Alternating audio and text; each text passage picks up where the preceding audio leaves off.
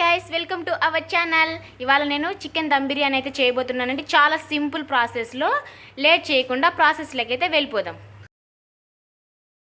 పెనం పెట్టేసి పెనంలో ఆయిల్ వేసి ఆయిల్ హీట్ అయిన తర్వాత సన్నగా తరుక్కున్న ఆనియన్ పీసెస్ని అయితే మనం ఆయిల్లోకి ట్రాన్స్ఫర్ చేసుకోవాలండి. ఇలా లైట్ గోల్డెన్, ఓన్లీ సిమ్లోనే వేపుకోవాలండి. లైట్ గోల్డెన్ కలర్ లేకైతే టర్న్ అయ్యాయి, మనము పక్కకి తీసి పెట్టేసుకుందాం. ఇప్పుడు 1 కిలో చికెన్ బాగా వాష్ చేసి పెట్టుకొని అందులోకి 1 tablespoon salt, 2 tablespoons of అల్లం వెల్లుల్లి పేస్ట్, 1/2 టేబుల్ స్పూన్ ఆఫ్ పసుపు, గ్రీన్ చిల్లీస్ ఒక 3 సన్నగా తరుక్కున్నానండి, chicken masala, garam masala, biryani masala 3 1/2 tablespoons అయితే తీసుకున్నాను,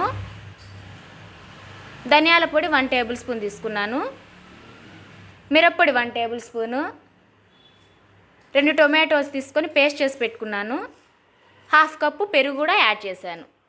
ఇప్పుడు కొత్తిమీర, ఫ్రైడ్ ఆనియన్స్ కొన్ని ఇందులో కలిపానండి, కొన్ని పక్కన పెట్టేసుకున్నాను రైస్లోకి. ఈ ఫ్రైడ్ ఆనియన్స్ వేసుకున్నాను కదా, వేపాను కదా, ఆ ఆయిల్ని అయితే దీంతో వేసాను, మళ్ళీ సపరేట్ ఆయిల్ లేకుండా. ఇలా ముక్కకు మసాలా పట్టే విధంగా బాగా కలిపేసి పక్కన పెట్టేశాను. ఫైనల్గా కొంచెం నిమ్మకాయ రసం అయితే పిండాను, ఒక 1/2 నిమ్మకాయ అయితే సరిపోతుంది.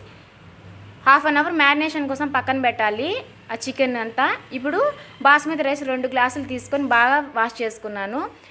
ఇప్పుడు స్టవ్ పైన పెట్టేశానండి, చికెన్ ఉడుకుతూ ఉంది. ఇప్పుడు ఈ రైస్లోకి ఈ బిర్యానీ దినుసులన్నీ వేసాను. ఒక 1/2 కప్పు పుదీనా, ఉప్పు కూడా వేసేసి పక్కన పెట్టాను. ఇదంతా ఈ చికెన్ పీసెస్ అంతా సిమ్లోనే ఉడకబెట్టుకోవాలండి. ఈ రైస్లో కూడా నిమ్మకాయ అయితే పిండేశాను.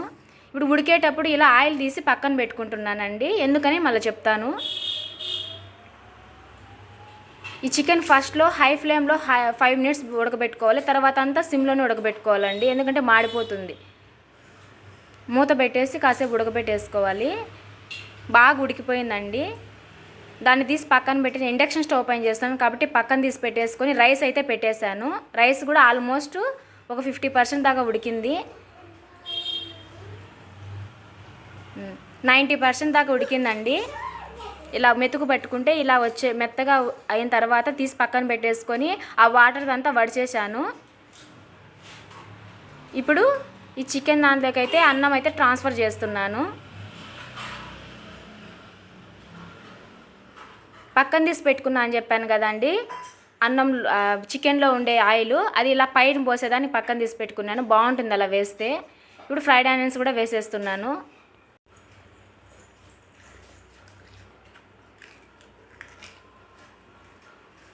ఇప్పుడు నెయ్యి అయితే ఒక 2 స్పూన్లు వేసాను, చిన్న స్పూన్తో.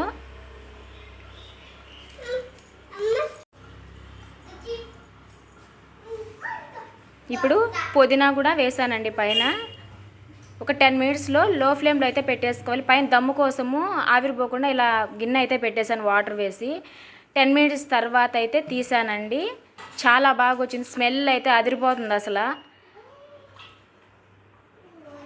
రెస్టారెంట్కి ఎందుకండి వెళ్ళడము, మనం ఇంట్లోనే ఒక 300 రూపీస్తో అయితే మొత్తము వచ్చేస్తుంది మనకు, కొంచెం ఓపిక తెచ్చుకొని చేస్తే. ఒకప్పుడు చాలా టైం పట్టేది నాకు, చేయంగా ఇప్పుడు ఆల్మోస్ట్ ఒక 30 మినిట్స్లో అయితే అయిపోతుంది. చాలా బాగా వచ్చిందండి. నా గార్నిషింగ్ ఎలా ఉందో కామెంట్ అయితే చేయండి. రెడీ అయిపోయింది తినేయడానికి. ఇంకా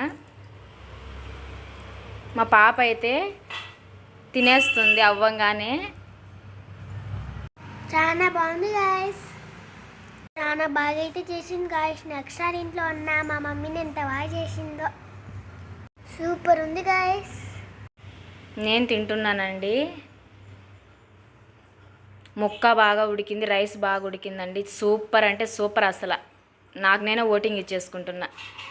మీరు కూడా ట్రై చేయండి అండి, చాలా బాగుంది టేస్ట్ అయితే. మీరు కూడా ట్రై చేసి మీ వాల్యుబుల్ ఫీడ్బ్యాక్ని అయితే నాకు అందజేయండి. మరో కొత్త వీడియోతో అయితే మీ ముందుకు వచ్చేస్తాను. అంతవరకు సెలవు, బాయ్ బాయ్.